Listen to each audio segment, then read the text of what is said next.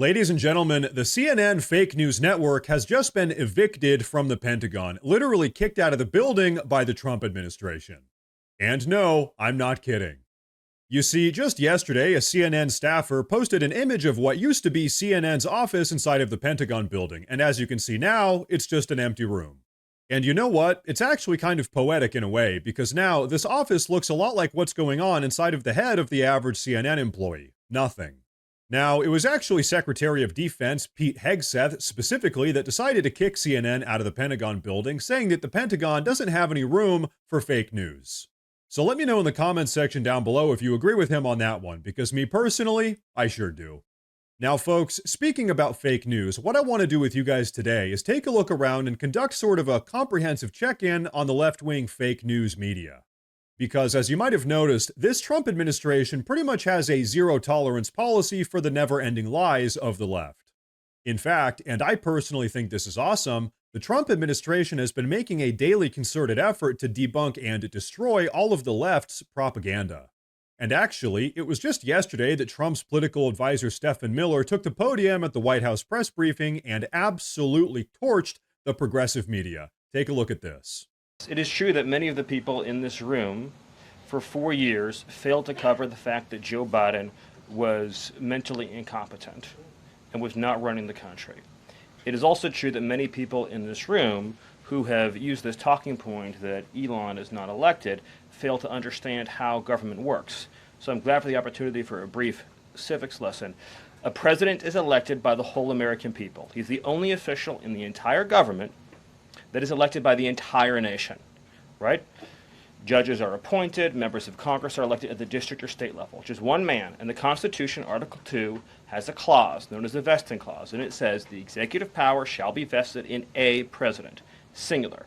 The whole will of democracy is imbued into the elected president. That president then appoints staff to then impose that democratic will onto the government. The threat to democracy, indeed the existential threat to democracy, is the unelected bureaucracy of lifetime tenured civil servants who believe they answer to no one, who believe they can do whatever they want without consequence, who believe they can set their own agenda no matter what Americans vote for. So Americans vote for radical FBI reform, and FBI agents say they don't want to change. Or Americans vote for radical reform on our energy policies, but EPA bureaucrats say they don't want to change. Or Americans vote to end DEI, racist DEI policies, and lawyers of the Department of Justice say they don't want to change. What President Trump is doing is he is removing federal bureaucrats who are defying democracy by failing to implement his lawful orders, which are the will of the whole American people. And you know what? Everything he just said is 100% true. As you all know, Americans just sent a very clear message that they want President Trump to run the country. He won every single swing state. He's the first Republican to win the popular vote in 20 years, and right now, he has his highest approval ratings of all time. However, despite all of that being the case, still the radical left is seeking to undermine the will of the people with every opportunity that they get.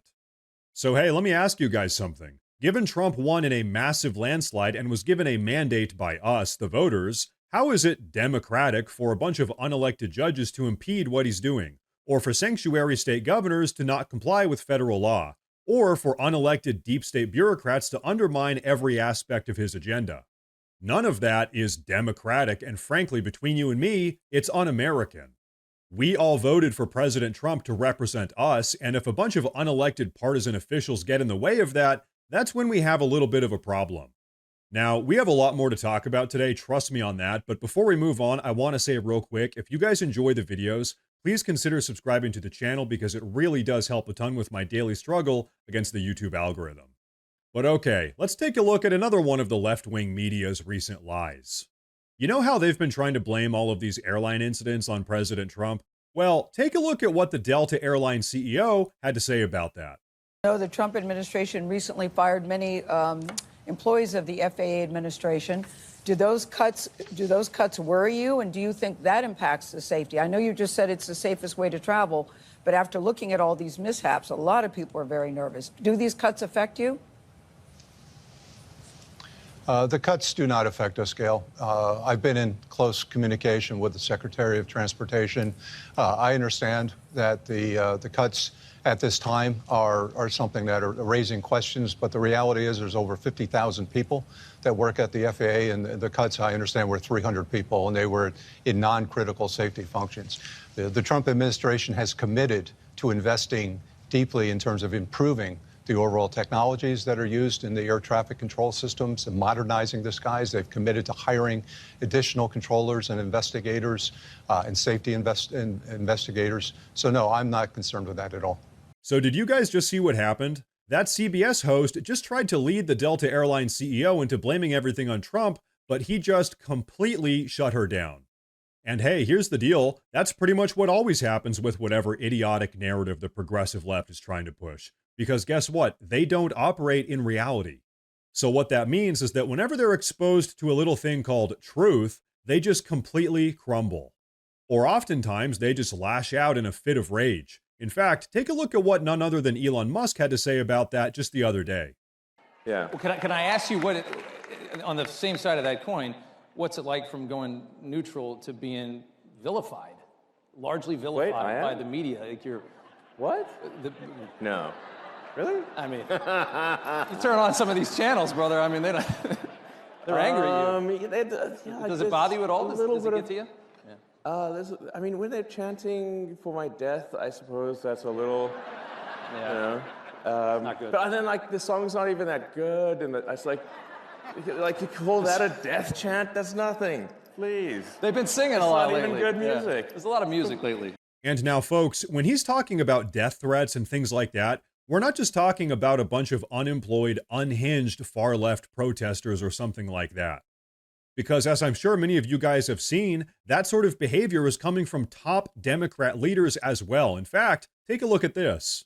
As of just yesterday afternoon, the DC U.S. Attorney and the Department of Justice have begun building cases against some of these top Democrats that have been inciting violence and declaring war and calling for people to stop Trump by whatever means possible. Yeah, what do you think that means? Guys, we all know exactly what they're doing. And here's the reality, folks. These sort of people are absolutely unhinged, and something has got to be done about that type of behavior. Because, hey, it's a serious problem when both the left-wing media and the left-wing politicians are not just spreading nonstop lies and misinformation, but they're also potentially inciting violence with just outlandish and dangerous rhetoric. So hey, thank God Trump is back in office, and finally, this sort of behavior is getting cracked down on. Because as we've all seen, over the last couple years, our nation's laws have pretty much just been selectively enforced whenever they benefited the progressive left. So once again, thank God this country is returning to a state of law and order, but more importantly, accountability. But you know what, folks? I think that's going to be a wrap for today's video, so please go down below in the comments and let me know what you think about all of this. Please like the video while you're down there. Like I said earlier, please consider subscribing to the channel because it really does help a ton. Thank you all very much for tuning in today. And of course, as always, stay safe.